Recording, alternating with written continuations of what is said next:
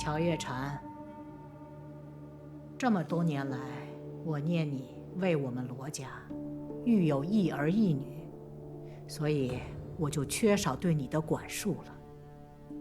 但我万万没有想到，你竟然行下如此恶举，蓄意谋害婆母，袁景阁劫杀嫡女，如今你还想毁其清誉，你可知罪？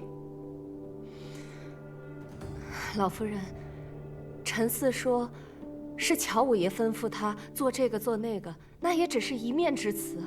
乔五爷本人并不在此，陈四敢跟他当面对质吗？父亲，小娘服侍您多年，一心为您，她不会做这样的事的。爹爹，我小娘每天只关心您是不是冷了，是不是饿了，她心里只有您啊。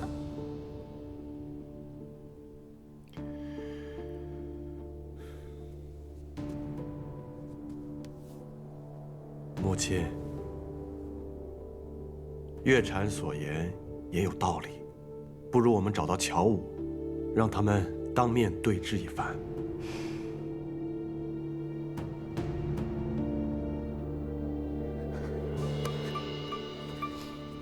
月禅，你……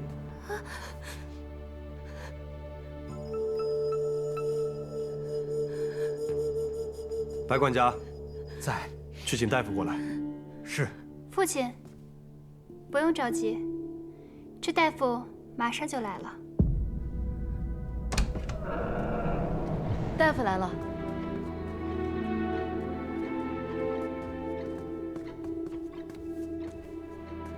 陈大夫，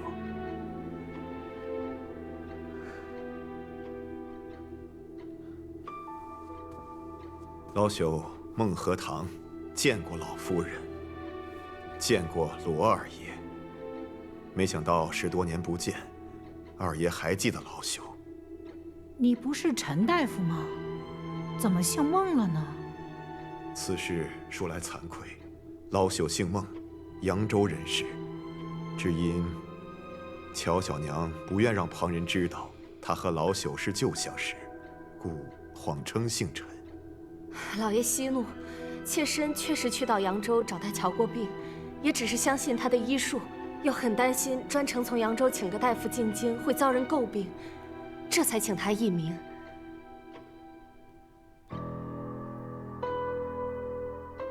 老朽几次进京，曾先后为乔小娘保下了2胎，但有一胎，奈何乔小娘心事过重，伤及了胎儿。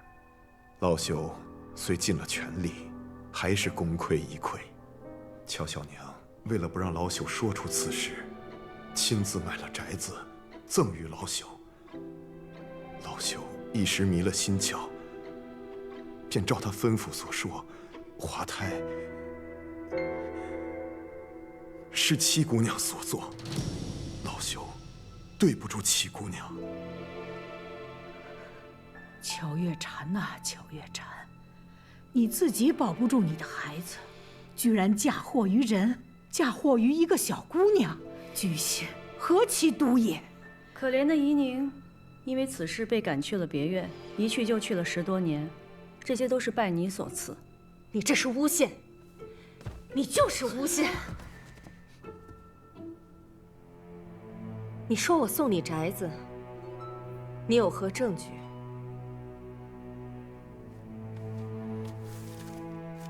有房契为证。如今写字都可以作假，房契也可以作假。这是你亲手给我的，怎会有假？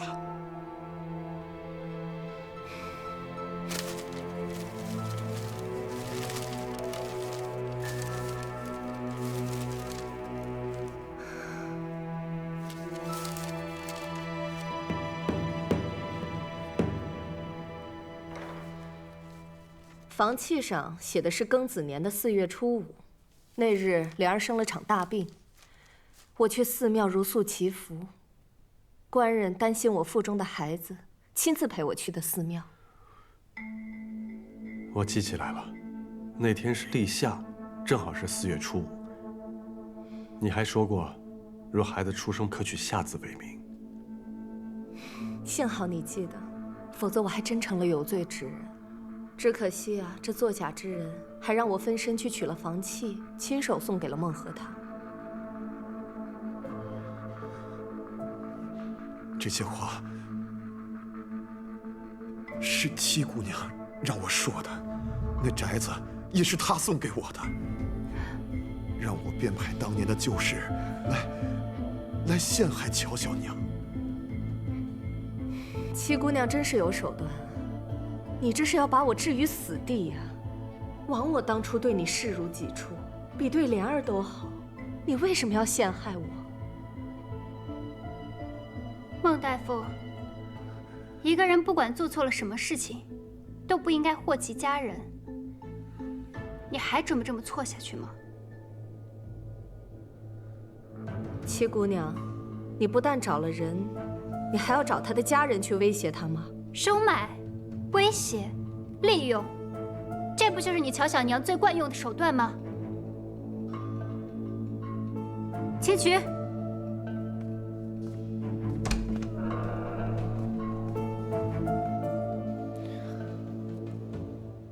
公子，你的伤口渗血了，这样下去让人发现可不得了。张家兄弟把救的人交给青渠了吗？连同乔五爷一起交给金渠了。公子，七姑娘能解决的，要不你先回去吧。他能解决，他解决的方式就是险些把自己给毁掉。公子，你先别生气，小心血流的更多。没事。哎，公子，你没事吧？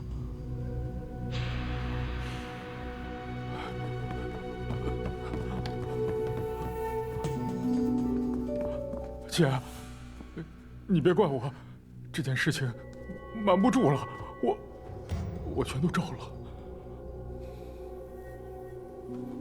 二爷，老夫人，我知道错了，饶了我吧，饶了我吧，我错了。老夫人，此人是乔五爷，受了乔小娘的指使抓了孟大夫，后来孟大夫被我接走了，他便抓了孟大夫在老家的妻女。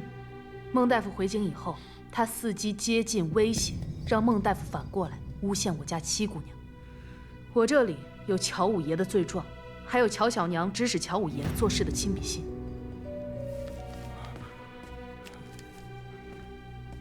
还有她，是乔小娘院子里的李妈妈。当年乔小娘栽赃嫁祸之事，她亦可以作证。李妈妈，你不是告病回乡了吗？大娘子，因为老奴知道乔小娘当年对七姑娘还有顾大娘子所做的恶事，她怕老奴离开她的院子之后说漏嘴，于是威逼着老奴离开，又在半路想加害于老奴。幸得秦曲姑娘相救，快走！老奴愿作证。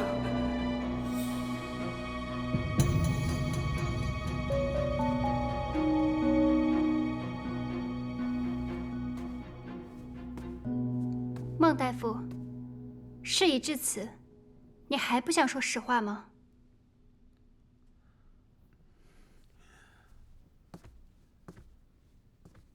当年，乔小娘曾向老朽要过一本医典，上头有个方子，可以致人产生滑胎之象，而不会真正的伤害胎儿。老朽也是后来在药渣当中知晓此事的。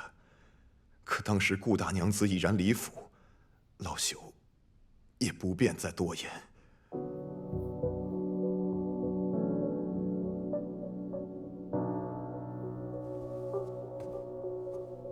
明兰害你之事，都是你自己所为。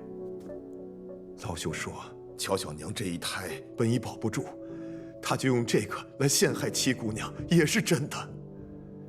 还有这些房契，都是乔小娘亲手做的假。乔武抓走了我的妻女，威胁我要用这些假房契来陷害七姑娘，我实在是没有办法呀。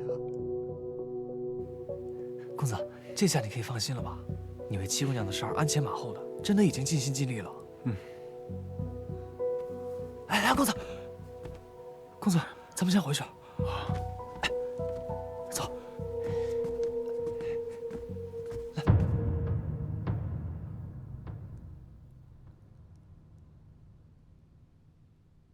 罗姨娘，当你进府第一天，这一幕就是你盼着的，你如愿以偿了。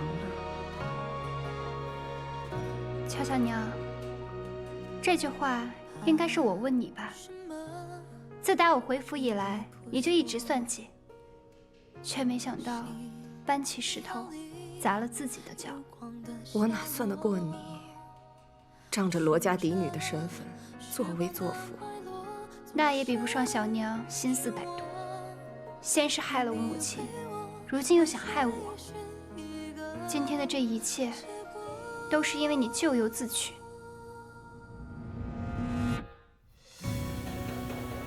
那今日凌人之事，也是你收买了，来陷害依宁的清白。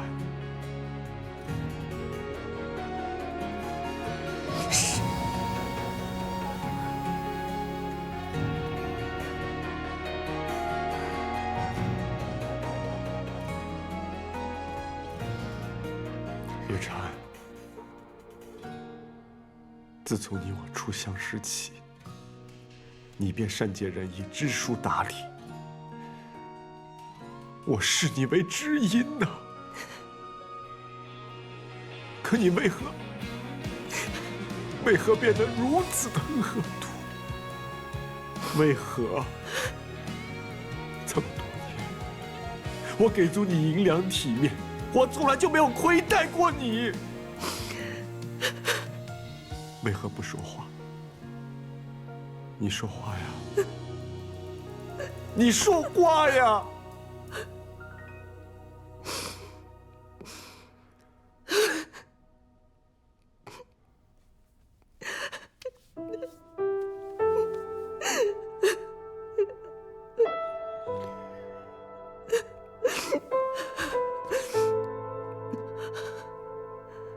我现在还说什么？我在你面前还能说什么？啊！当年你许我的大娘子啊，你娶了顾明兰，我都不知道我哪一点比不上她，是不是只因为我是一个庶女？你告诉我，我到现在都没有弄明白。与我在一起，你就是为了大娘子的名分吗？我一日做了妾，我就是想赶走顾明兰。可之后你又娶了林寒如，她又是一个富家之女，我又怎么比得过？我看我是有错，可是我千错万错。我为你生下了一儿一女，我心里念的想的都是你，我的一辈子都给了这两个孩子，我没有什么想法，我希望我的两个孩子能够为罗家光宗耀祖，你明白吗？我一生都很好强，我是错，我是输，我的孩子不能输。罗成章，我们的孩子不能输啊！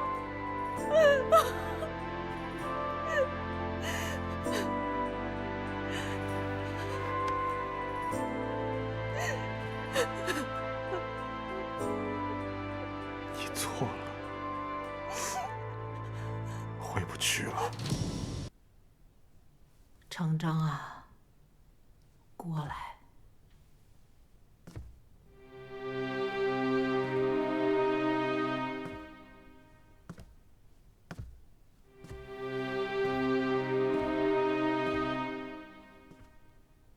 当着老祖宗的牌位，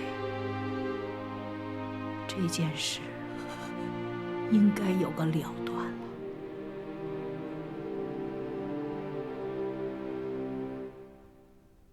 你是罗府的一家之主，为了罗府的清誉，为了罗府的门楣，你来发落吧。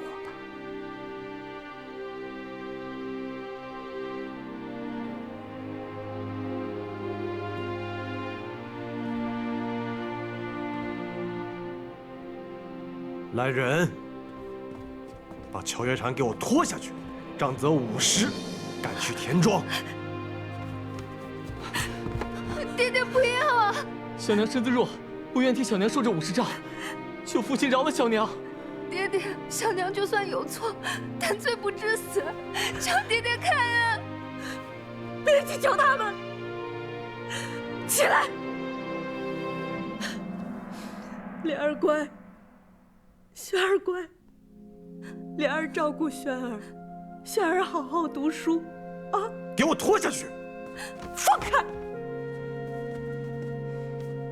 我自己走。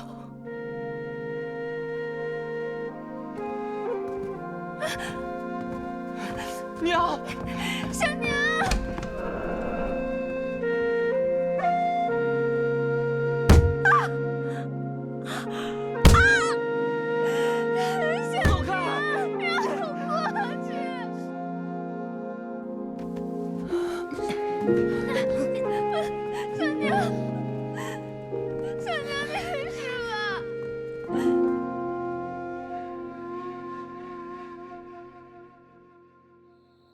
什么事儿这么着急啊？还神神秘秘的。嘘，刘九爷，跟我来。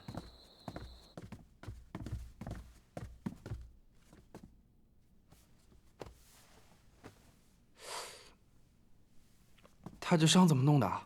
刘九爷，听说你最会古道药了，有没有什么好用的伤药啊？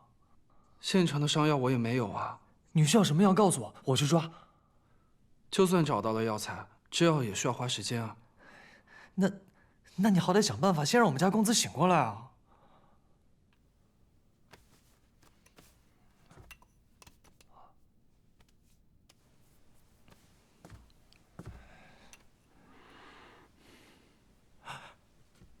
公子，你醒了。这可是我秘制的金疮丸，1颗可值钱了。舅舅，费用我会让少安稍后补上，还烦请舅舅不要把今日之事说出去。尽管我不知道你为什么受到伤，但我觉得你这个人虽然面相不善，应该也不算坏人。放心了，我不会说出去的。多谢舅舅。你这伤怎么样也得躺2个月才能好，你千万别乱动了。少安，我去写个方子，你陪我去抓药。是，多谢刘九爷。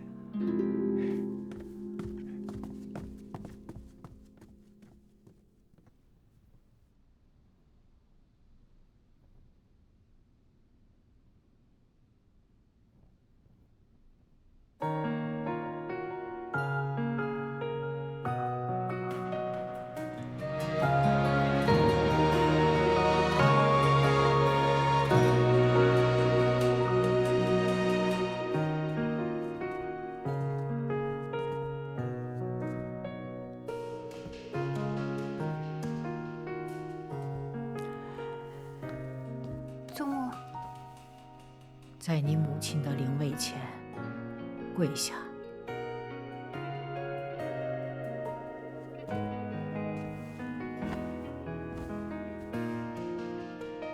你可知错？祖母，我知道今日所行之事极为凶险，可是宜宁不觉得自己做错了。乔小娘陷害我母亲，毁其声誉，杀人诛心，我揭穿她，何错之有？既然你不知道自己错在哪里，那就一直在你母亲灵位前跪着，直到自己想明白了再来回我。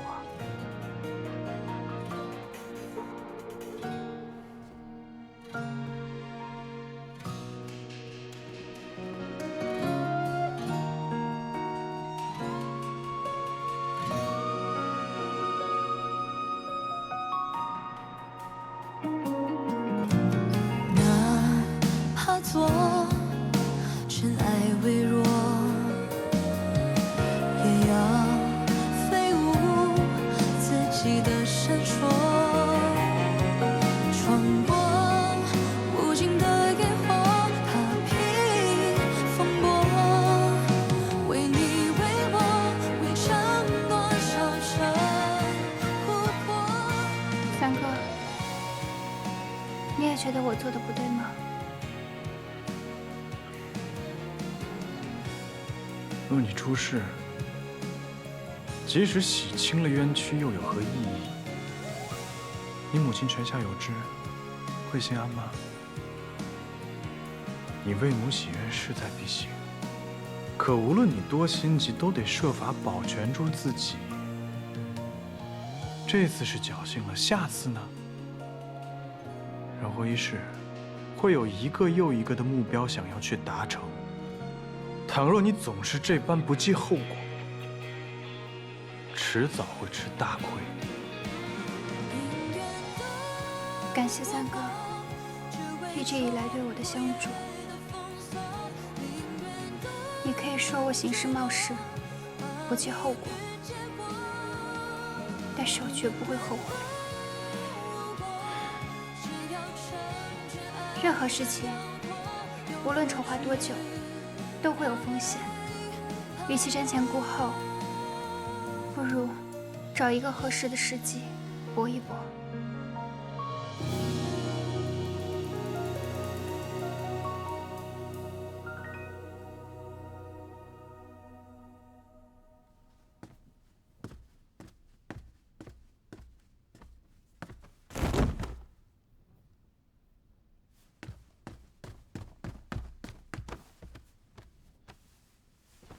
姨娘，姨娘，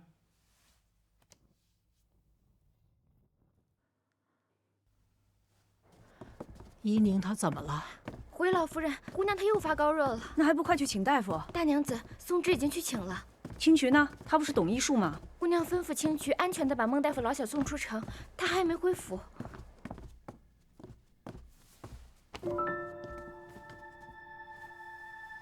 老夫人。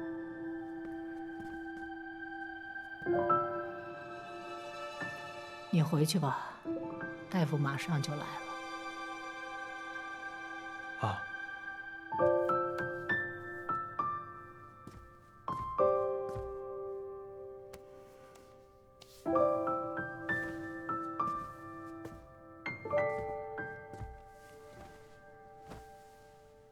孩子呀，你怎么这么倔呢？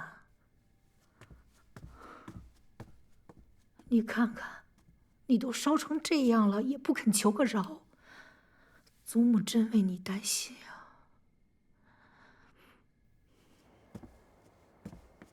李大夫，这边。哦，好。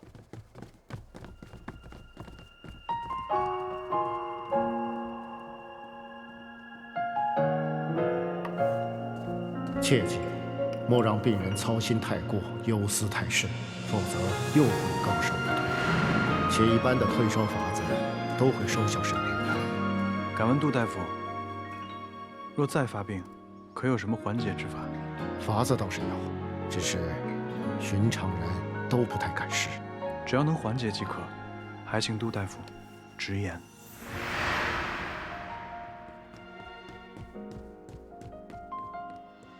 你们家姑娘怎么样了？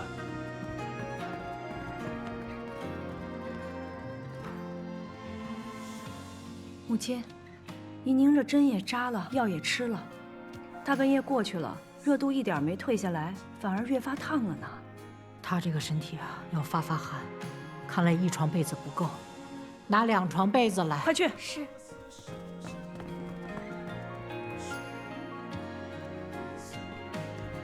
给我。不能干！让开，让开！哎，你要干嘛呀？沈远，你给我出去！你去拿冰和酒来，越烈的酒越好，快去！不是，你这是要干什么呀，沈远？万万不可的，他得了风寒，不能在雪上加霜了。难不成你要害他吗？我要是要害他，我让他在经堂跪着就好了，我把他抱回来干什么呢？这不行。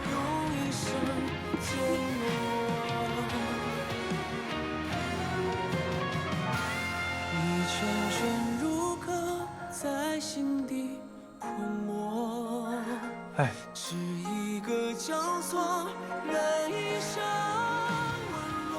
母亲，能试的方法咱们都试过了，但也没用，要不然让慎远试试吧。能有用吗？他简直是在胡闹。你们拿酒，擦他的四肢、前胸还有后背，只能擦这几个地方，其他的地方不可以擦，知道吗？快！不行。你这简直要害他！老夫人，您就信我一回行吗？他要是有任何的差池，我把我的命赔上。母亲，让慎远试试吧。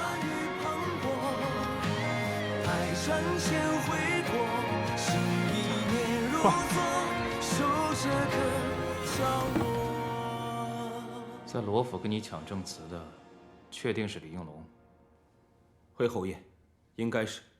他的那枚扳指，我与他交手几次都见过，而且武功招式也一样。那份烧掉的，确定就是孙承武的证词。这个，属下没有看清，但是李应龙拼死保护，应该没错。什么叫应该？什么都应该。不过，这倒让我觉得蹊跷了。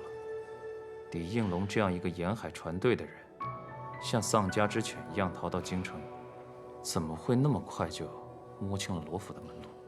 舅舅怀疑这是故意掩人耳目，可是罗老夫人痛心罗老太爷。还有没有什么其他可疑之人？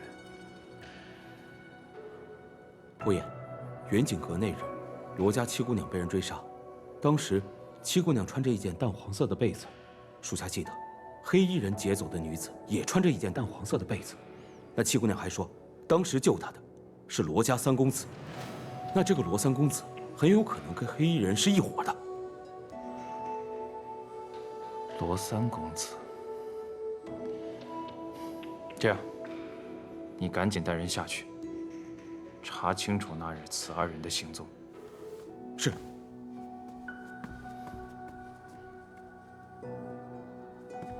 还有事？舅舅，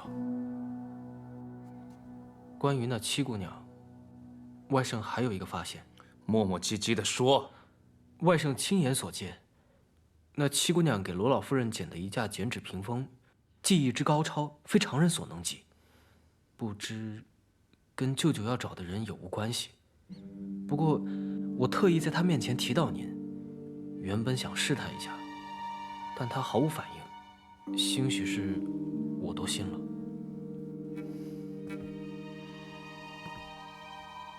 不管他跟梅梅有没有关系，这七姑娘绝对不是什么简单的角色。找机会等候去会会她。还有吗？没有了。去吧。外甥退下了。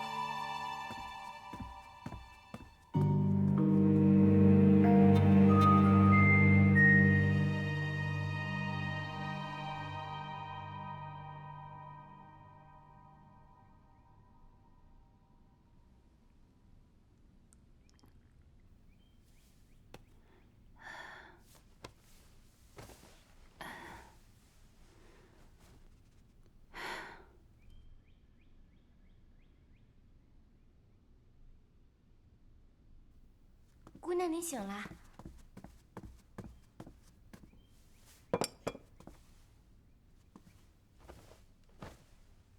我怎么好像依稀看到了祖母、母亲，还有三哥呢？他们都守了您一夜，见您烧退了，才都回去。昨晚真是太惊险了。我不过是发热而已，被你说的，就好像得了什么大病一样。您虽然只是发热，但怎么吃药扎针都不见效，还是三公子用冰镇的法子帮您退烧的。三公子昨晚可被老夫人骂惨了。姑娘，老夫人的气还没消呢，说等您病养好了，接着到木樨堂领罚。我知道了。你让松枝过来拿点吃的，你给我梳妆一下，我这就过去。姑娘，你这才刚好，老夫人都说了，是等您病养好了。放心，我没事的。祖母表面上是在跟我生气，其实心里还是疼我的。越是这样，我就越要去领罚。这次气到祖母了，是我做的不好。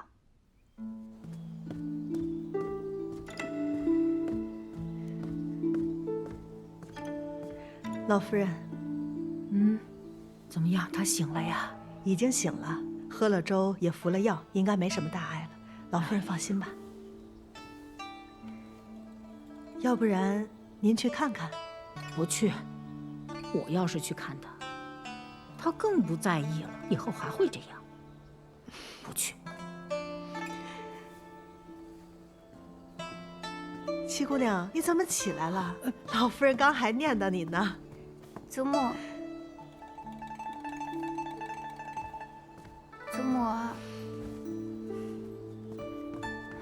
祖母，我都烧了一夜了，还跪了好几个时辰，您就别生我的气了。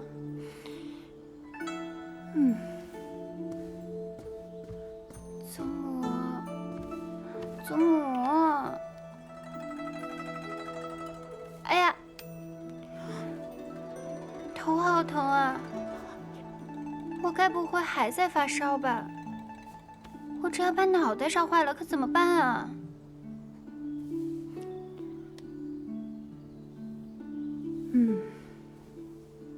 你真要是个傻的，我就不用操那么多的心了。我才不傻呢，我是祖母的开心果，怎么能傻呢？你只要不气我，你就是对我的孝顺。祖母，您的眼睛生得真好看哟！我定是随了祖母，才长得这么好。你这是在夸我呢，还是夸你自己呢？我刚才都闭着眼睛呢。就是闭着眼睛，祖母的心可比谁都亮堂呢，这心眼可通天。哦，我的心眼还能通天呐！哎呀，孩子呀，你这么讨好，也哄骗不了我。你跟我说，你这病刚刚好了，怎么就下床了呢？祖母，姨娘知道错了，姨娘是过来给您赔不是的。说错在哪儿？错在不该让祖母担心。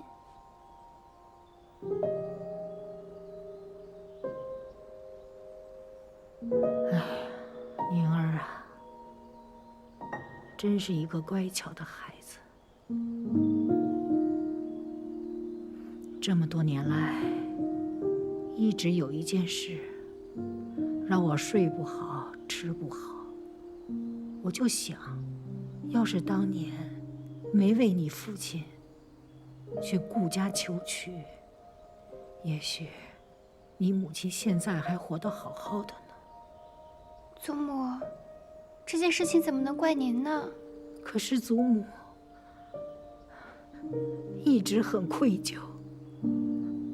你母亲走的时候把你托付给我，我就想着，我这辈子一定要好好的护你周全。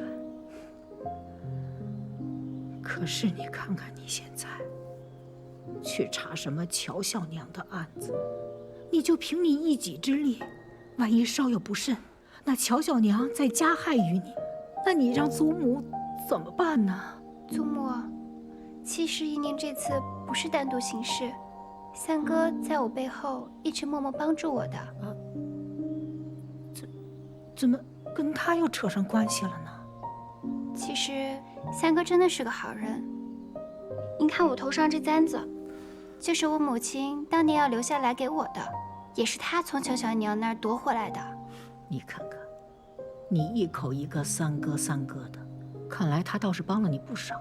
那你老实告诉我，你们兄妹之情什么时候开始那么好了？祖母，其实姨娘最近想起来很多小时候的事情。小时候我就经常欺负她，可是她从来不恼我。而且我也觉得时常和她同病相怜，都是因为生母的缘故，被父亲厌弃。可是好在我还有祖母、母亲啊。可是三哥就太可怜了。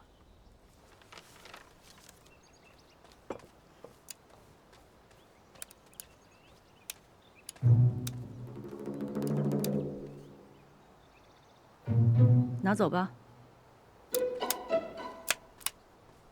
大娘子，前2箱已经点完了，把那2箱衣服和鞋子给他拿到屋里去。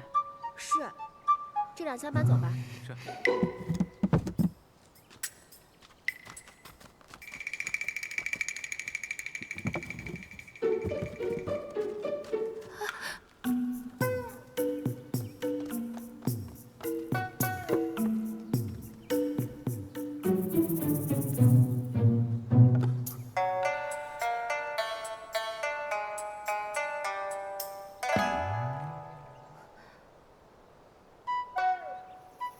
拿走。等一下，等一下，大娘子，这个镯子是我小娘进府时自己带来的，不能拿走。这镯子值多少钱，你知道吗？就凭你小娘那个出身，她进府前能有这样的好东西啊？这兴许是爹爹送给我小娘的。那好啊，那我们就去找你父亲当面对质，看看是不是他买的。你小娘这私账上清清楚楚的写着呢，她变卖了顾大娘子的陪嫁，大到屏风，小到衣服首饰，连一双鞋子都不放过，共计800贯。这只镯子是因为实在太贵重，她舍不得卖。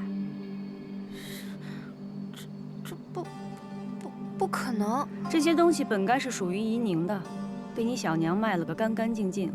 现在东西找不回来了，钱也花了个七七八八。你要是想留住这箱东西，那你拿什么偿还给怡宁呢？还有，他这些年掌管罗府，留下了那么多亏空，自己倒是置办了不少家业。他哪来那么多钱呀？这是我小娘平时省吃俭用。我呸！他的月钱是有定数的，存10辈子也存不了这么多钱。他有几只手，偷了多少钱，你心里没数吗？还请大娘子手下留情，我们碧莲阁这日子总归还是要过下去的。轩哥马上就要参加秋闱考试了，总不能亏待了他吧？你碧莲阁该有的都有，桌椅、屏风、床榻、衣箱都各留了一套。府里按例发放的衣服、鞋子一个都没拿走。我是少了你吃穿，还是没给你们床睡？怎么就亏待他了？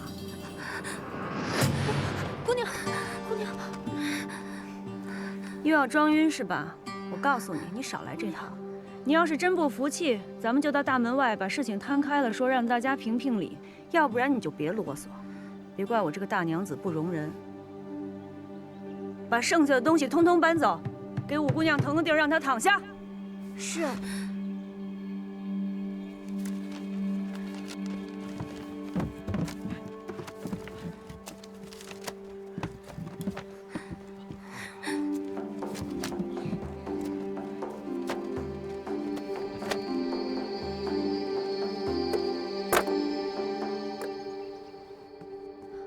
姑娘，您别太伤心了，二爷也许只是还在气头上，他平日里最疼您了，也许过2天就好了。你不懂，这次真的不一样了。爹爹竟然让我好好听林大娘子的教诲，他以前都不是这样的，以后可怎么办呀？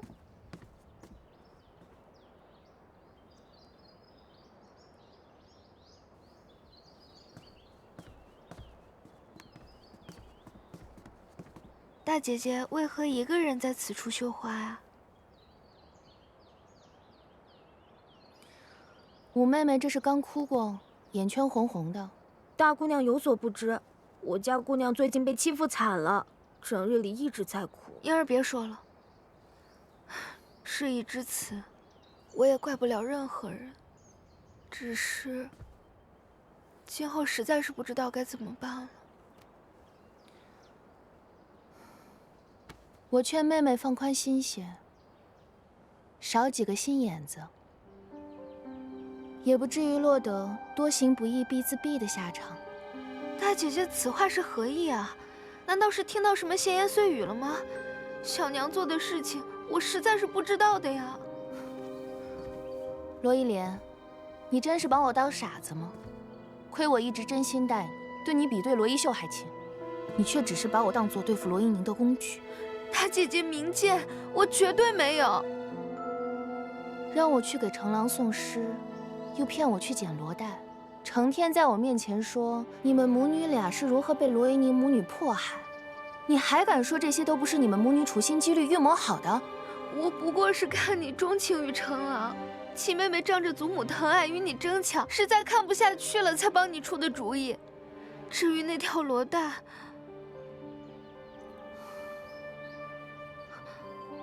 你是故意的，你故意说不知道看到了吉野兰花。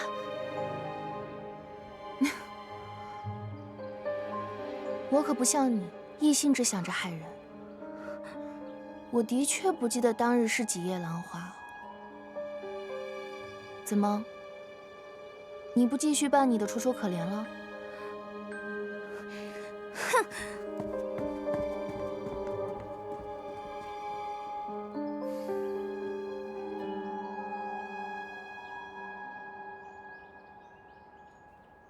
这一次真的多亏大姐姐了。你别误会，我无意掺和你们二房的事，我只不过是把自己知道的事情说出来罢了。那姐姐悄悄让人给我塞纸条，提醒我罗带的事情，又怎么解释啊？大姐姐的字我还是认得的。行了，上次你替我遮掩花苞之事，这次就当我还你人情。我们俩之间就算是扯平了，这事以后不许再提。这是自然。不过，你是怎么知道另外一条裸带的？那日走水的时候，我趁乱去了趟碧莲阁瞧了瞧。大姐姐定是觉得我心思多，吃亏吃多了，自然会多想一些。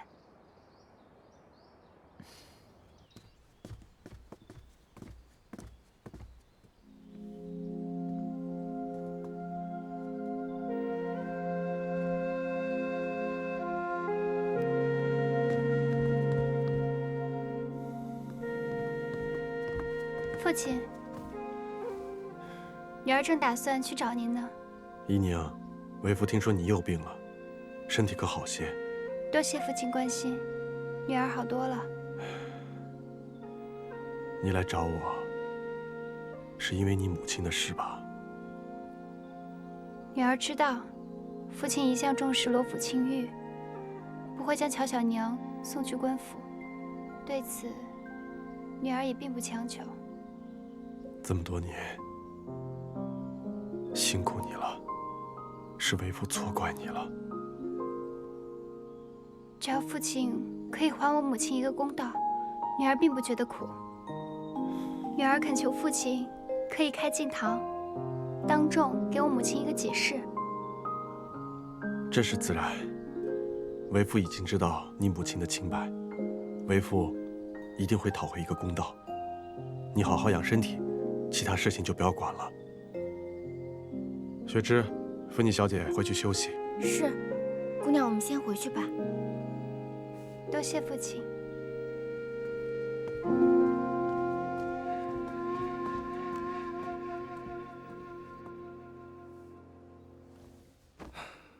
别让他着凉了。是。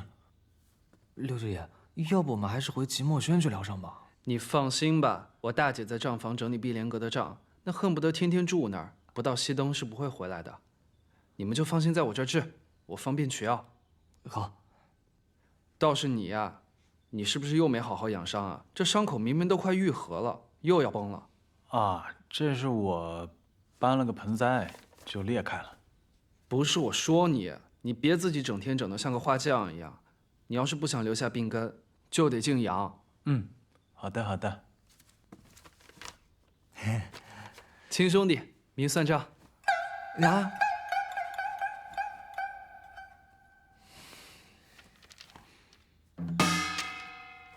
行了，有事儿呢你就让少安找我，我这人帮人帮到底，送佛送到西。好，哎，舅舅，我还真有一事相求。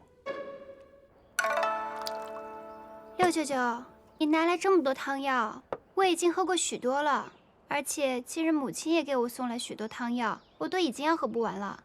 你又送来这么多，就不怕给我淹死？你身体初愈，还有些风寒未解，切不能大意啊。我送的这些全都是好不容易买到的上品。这汤药一看就价值不菲。哎，你不是没有钱了吗？我林茂就是再穷，那也不能苦了我亲外甥女啊！我砸锅卖铁也得买给你啊！以后可不许这么破费啦！快喝！我给你保证啊，这个良药不苦口，并且最重要的是，这送药人的心意。像这些苦了吧唧的药就别喝了。哎，六舅爷，这是大娘子特意命人送来的黄芪牡丹汤。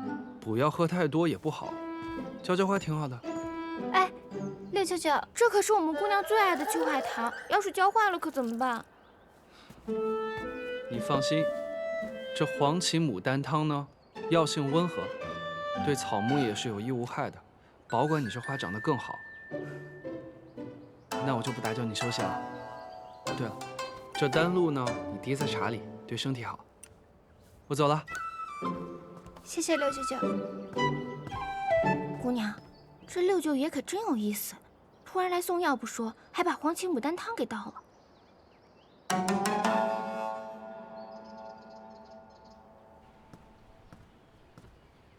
这三外甥送个药还躲躲藏藏的，这俩人该不会真闹别扭了？果然是小辈，幼稚。不过这三外甥哪儿来的药呢？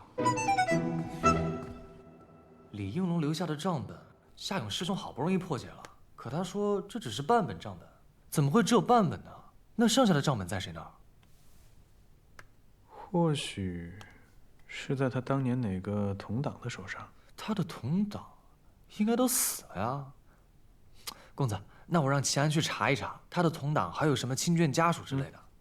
哦，对了，公子，齐安来信还说陆家学的人正在四处打听宴会当晚你和七姑娘的行踪。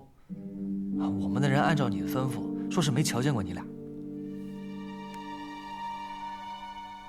他突然打探我们的行踪，那偏院闹事那日，叶岩定是听到了些什么？那他会不会已经怀疑到公子头上了？没事儿，看看他们下一步要做什么吧，见招拆招。三哥，三哥，我听那日雪芝说我生病，你陪了我一宿，还说若我有不测，你愿陪我一同去。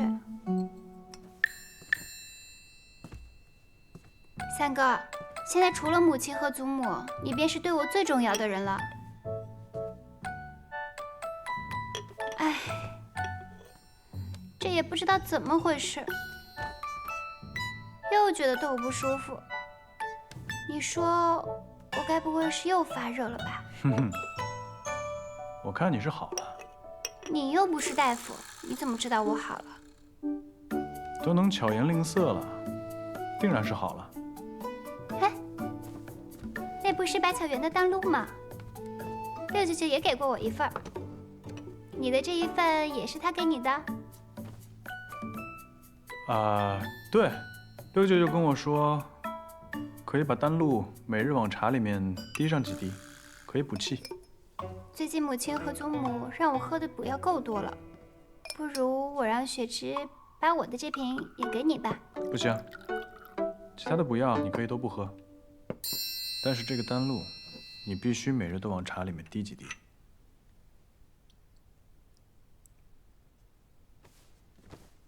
三哥，你是不是不会再生我的气了？那你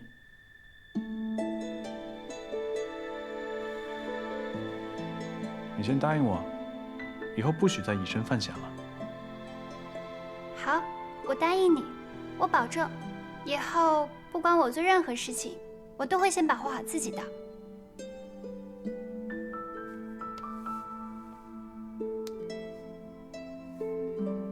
喝掉。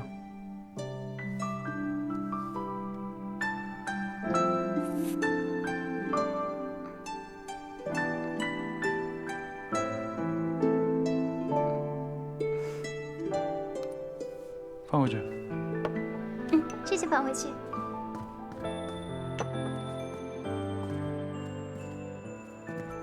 三哥，这龙涎香这么珍贵，你是哪里来的这么多银子？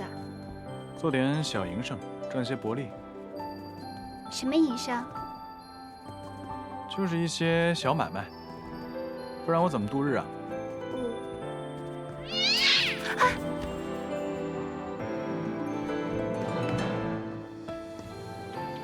什么东西？公子不必担心，是只小猫。哦。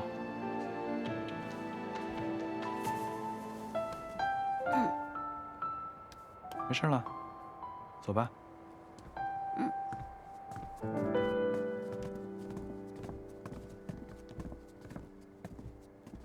母亲，母亲，你什么时候来的？前几日我去彩福院给您请安，您都不在。坐吧。您等久了吧？我应该让亲去给您捎个信儿去的。没事儿，这些天呢，我竟在盘点碧莲阁的东西，查出了不少乔小娘的私账，可算是查完了。正好等你的功夫，喝口茶歇歇。大娘子，怡宁，这些全是乔小娘当年私下变卖顾大娘子的陪嫁得来的。我想办法全部都寻过了，可惜时间太久，就换回来这几套首饰。她用变卖的钱置办了些产业，我都处理了，换回这些钱，你先收着。多谢母亲，时隔多年能找回这么多东西，一定费了很多周折。傻孩子啊，我能做的也只有这些。说到底，这些物件也只是个念想。顾大娘子真正希望的是你要过得好。行了，把东西交给你，我就安心了。我要回去让你父亲看看这些私账，让他知道他看中的乔小娘这些年都干了哪些好事儿。想必这些事情父亲也是知道的，只是睁只眼闭只眼罢了。母亲，我送送您吧。不用了。慎远，府里在做新衣，我让人给你送了几套，你回去试试。如果不合身，就过来跟我说，缺什么了，想要什么就告诉我。你是个好孩子。谢谢大娘子。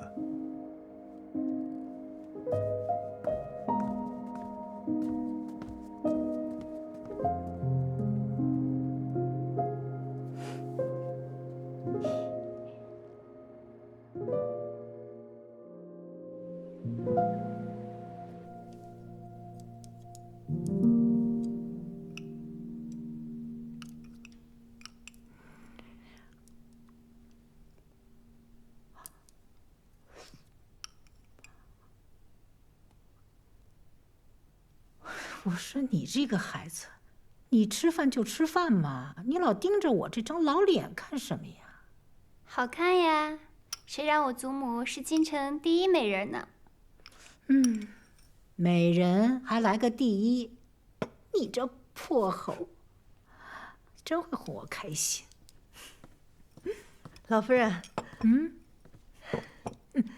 大娘子，主人送来了黄芪牡丹汤，他说啊，让我看着七姑娘喝下去。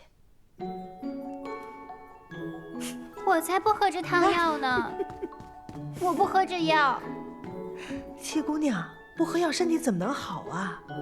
祖母，喝了，风寒刚好，需要调养身体。你母亲也是为你好，喝了。来，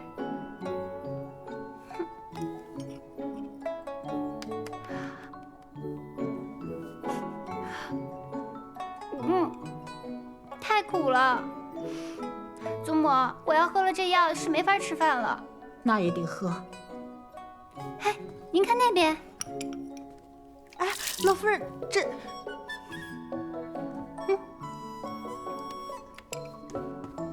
我没看见。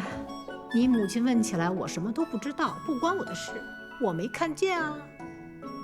薛妈妈，你也什么都没看见。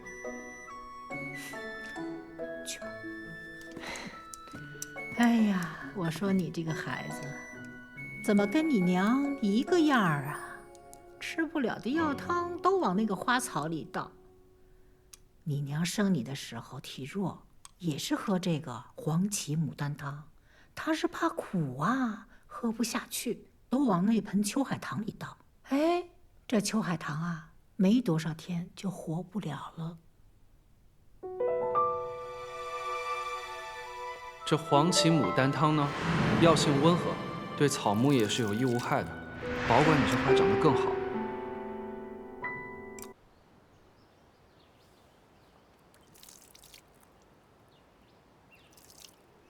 姑娘，您用黄芪牡丹汤做秋海棠的花肥，是不是有些浪费啊？以后母亲送过来的黄芪牡丹汤，隔3差5就来浇这秋海棠。是，姑娘可是又怀疑什么了？我是怀疑母亲的死有些蹊跷，过几日便会知晓了。七姑娘，七姑娘，大娘子请您去澄净堂，说是衙门来人了，正在向二爷禀告乔武、陈四等人的案情。楼主簿，陈四一案审讯已有结果，特来告知。他可招供了？指使手下在远景阁劫杀贵妇妻娘，假扮盗贼引我等入府，以及收买连情诬陷妻娘，皆已认罪。但他一口咬定皆是他一人所为，并无他人指使，现已判其8年刑狱之期。好，哎呀，那就有劳大人了。应该的，应该的。那在下就告辞了。啊，白管家在，替我送下客人，备点薄礼。是，多谢楼主仆，多谢夫人。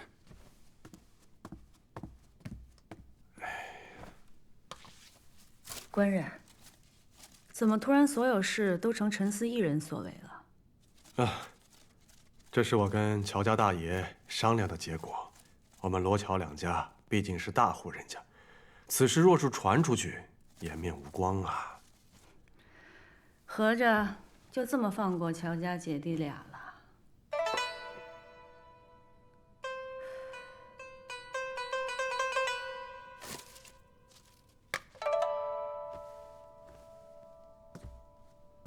大娘子所言差矣啊！怎么叫放过呢？乔叶禅在静堂受罚，你也瞧见了。我已经把他赶去田庄，乔武被驱逐出乔府，他们名下的店铺、田庄都已经收回，这就是惩罚。那父亲可还记得，之前答应过我，要给我母亲一个说法？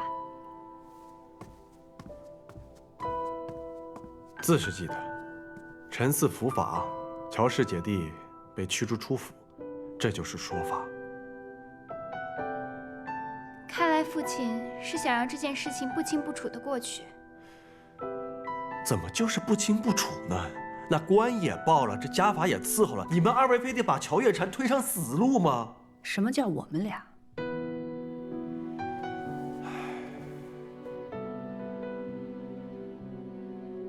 乔月禅犯下之事，的确是罪不可恕，但此人毕竟在我们罗府待了20多年，他不仁，我们不能不义呀。此事是家丑，家丑不可外扬，若是传出去，我们罗家颜面何存？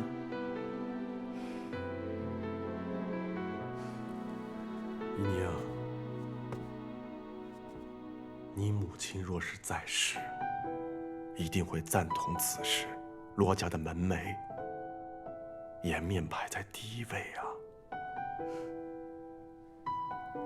看来在父亲心里，夫妻情分、血缘亲情，都抵不过一个虚名。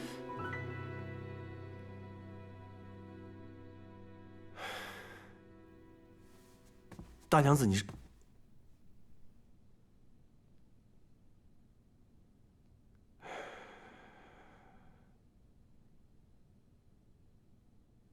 你们终究是不懂，作为罗家家主，该背负的责任。罢了，罢了。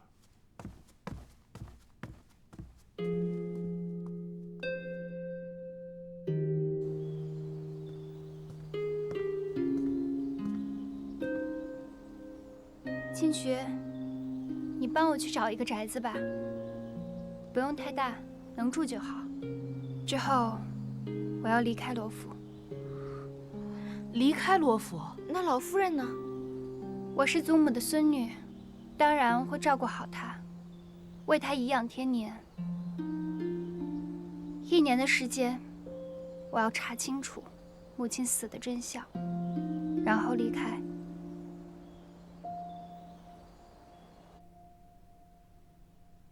公子，道远大师兄突然来信，可是为了陈大人李雪溪将近的事啊？我知道大师兄的心思。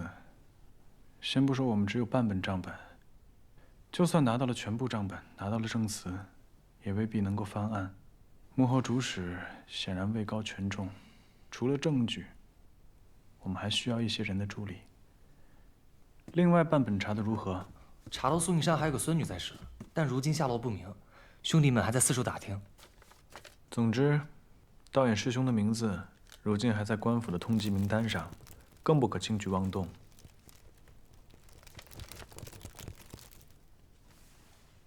对了，学堂的事情办得如何？再过2、3日便都妥当了。让齐安把这封信转给大师兄，再加上一句，就说未在李雪琪前翻案，我们还有其他的法子。转告他务必不要以身犯险。是。不过公子，您好像对七姑娘的事越来越上心了，是不是有一点？有点什么？你吞吞吐吐的。我这么做不仅是为了七姑娘，更是为了感念顾大娘子对我的养育之恩。行，您说什么便是什么吧。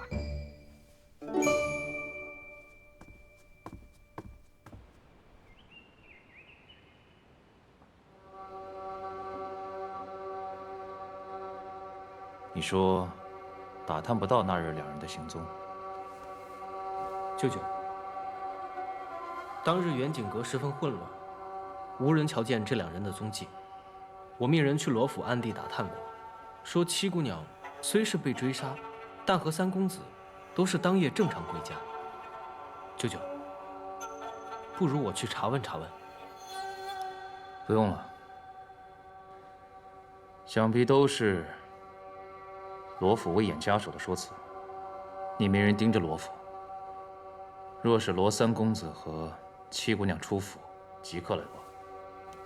是。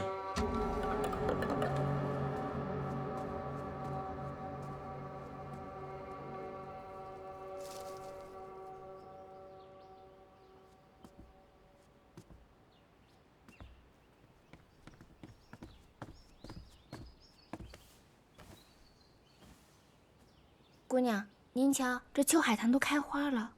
对啊，看来这黄芪牡丹汤对花草本无害，可是母亲那盆被浇了汤药的秋海棠，又是怎么回事？于医理而言，的确如此。大娘子的汤药怕是被人动了手脚。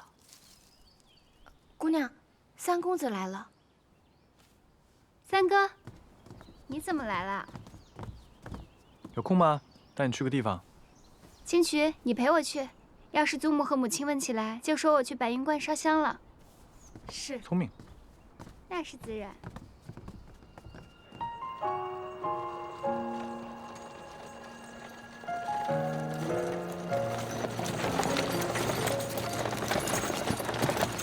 公子，到了。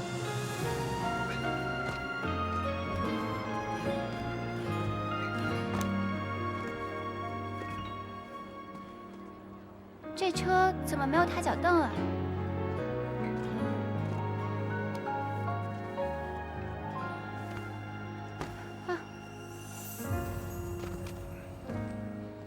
七姑娘见谅，我们公子平日里仗着自己腿长，都是直接跳下来的，所以没带脚蹬。你这话什么意思啊？说我们家姑娘腿短是吧？哎，七姑娘，我绝对不是这个意思啊！你别，你什么你？我看你就是那意思，别在这狡辩了。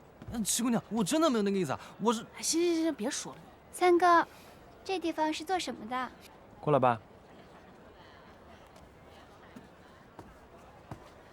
三哥，这是什么地方？跟我一起，拿着那边。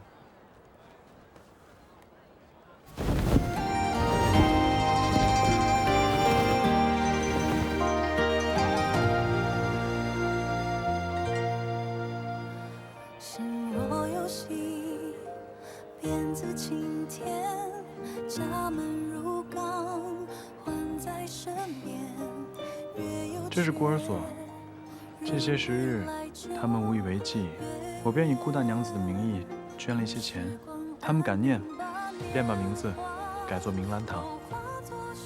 大娘子的善良可以延续下去了。多谢三哥。三哥，我以后可以一直资助这里吗？当然。这样母亲一定会很高兴的。最后一缕了掌纹，欲念乱嬉笑对望归途，云卷云舒都一身光，候鸟一行到梦乡。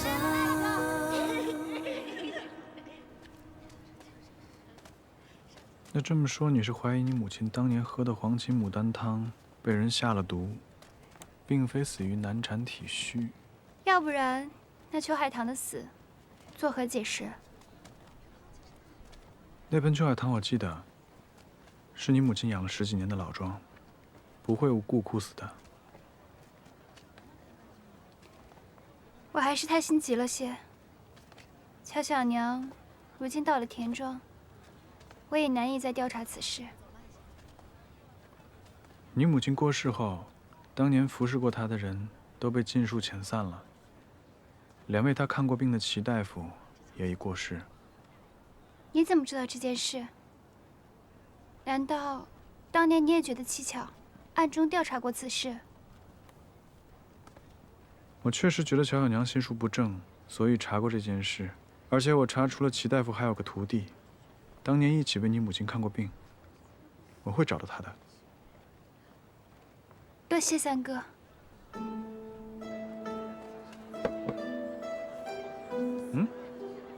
快去做吧。哎，谢公子。慢用啊。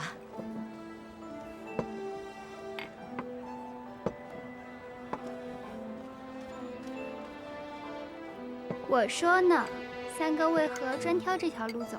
看来三哥是经常来这里，我们都还没点呢，他便拿上来了。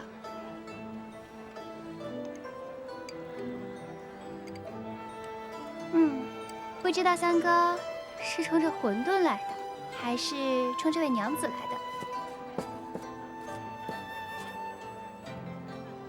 是你一个女孩子家家该问的问题吗？不问就不问，君子动口不动手。当然是为了这馄饨而来。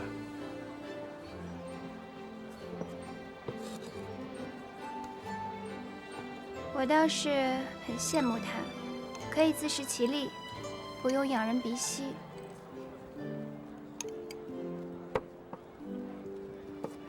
你是没见他为了1钱半钱心力交瘁？那也比依附于他人好吧？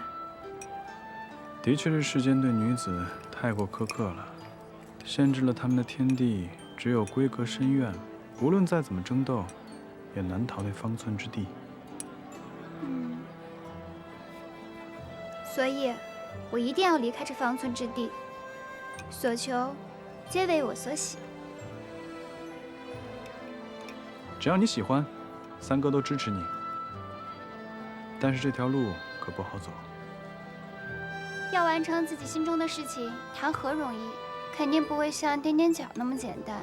我已经跟秦曲去说了，让他给我找一间宅子。我早晚有一天是要离开罗府的。然后呢？我会剪纸，还会画画，而且我跟着母亲还学会了管账，可以靠自己，总是有些本事，不会让自己饿死的。三哥，那你呢？难道你要为了完成自己心中的事情，一直蛰伏在罗府吗？当然不会了。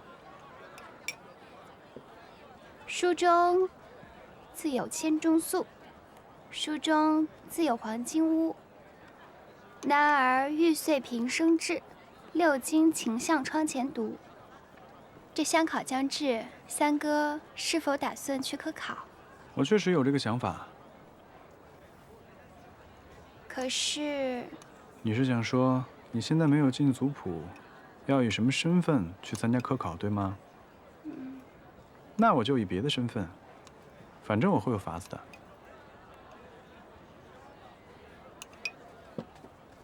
三哥，我帮你入族谱吧。七姑娘，您真能帮公子入族谱啊？那公子以后再也不是黑户了。回去吃你的。哦。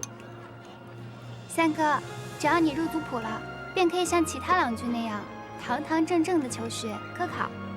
这样的话，你若是入了仕，虽然罗府不是那么显赫，但是也可以在你的仕途上给你一些注意，而且祖母和母亲也是可以打心底里接受你的人。你想，六舅舅、六姐姐对你也很好啊，你就尝试着改变一下自己，接受嘛。这样我们就可以成为真正的一家人了。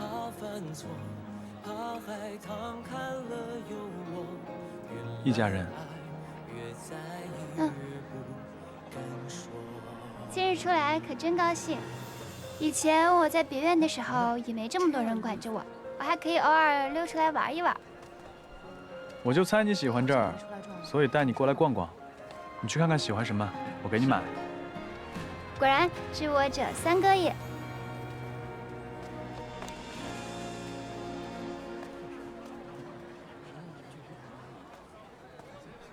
随便看看。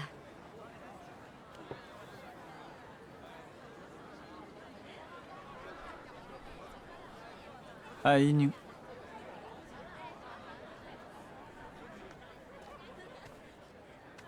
老先生。这些剪纸剪法可真多，可都是您亲自剪的。是啊，姑娘看来懂行啊。我自幼学过剪纸，懂一些技法。您的手艺真不错。你慢慢看啊。舅舅，那女子便是罗府七姑娘。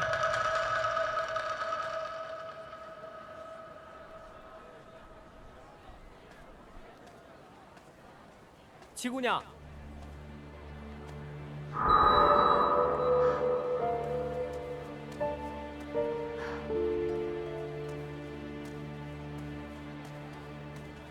七姑娘，这位是我舅舅，安北侯陆家学。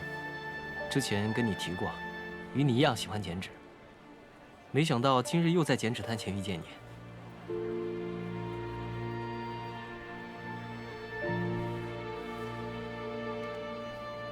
幸会啊，七姑娘，在下陆家学。姑娘怎会一个人在此啊？是和家人走散了吗？需要我们送你回去吗？他之前有演技，没看到我容貌。我若开口说话，会不会被他认出声音？姑娘，怎么不说话？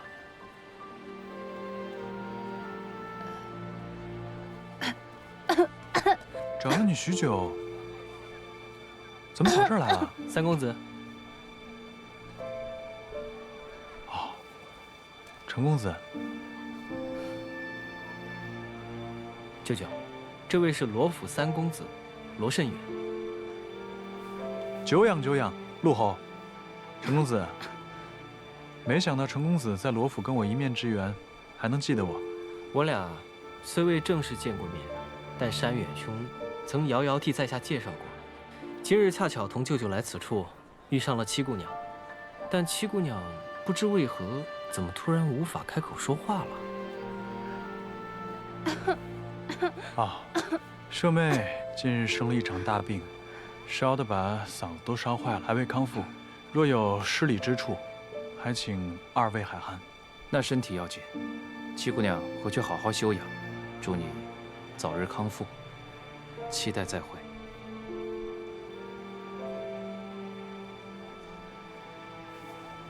告辞。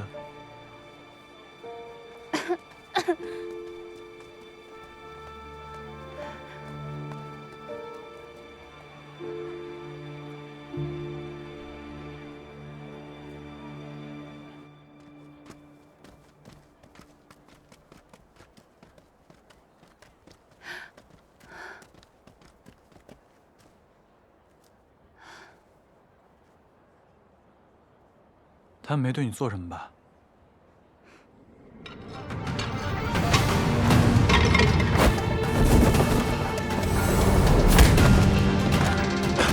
三哥，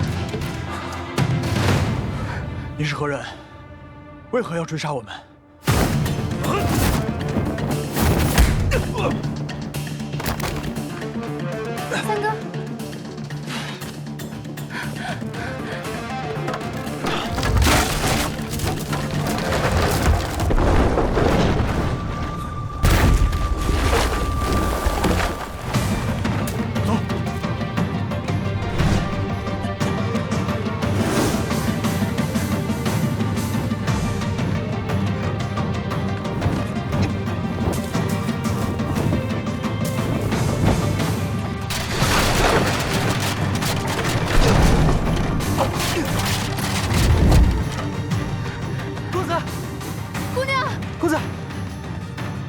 公子，可算是找到你们了。姑娘没事吧？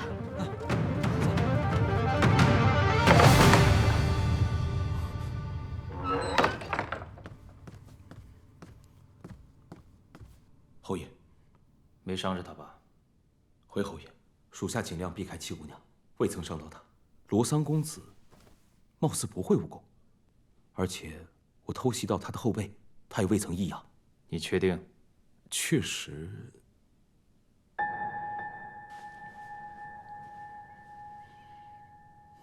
舅舅，难道你怀疑他是装成不会武功的？怪我没沉住气，先去试探了那姑娘，不知是否打草惊蛇了。罢了，是狐狸总会露出尾巴来。七姑娘那边，继续叫人盯着。是，舅舅。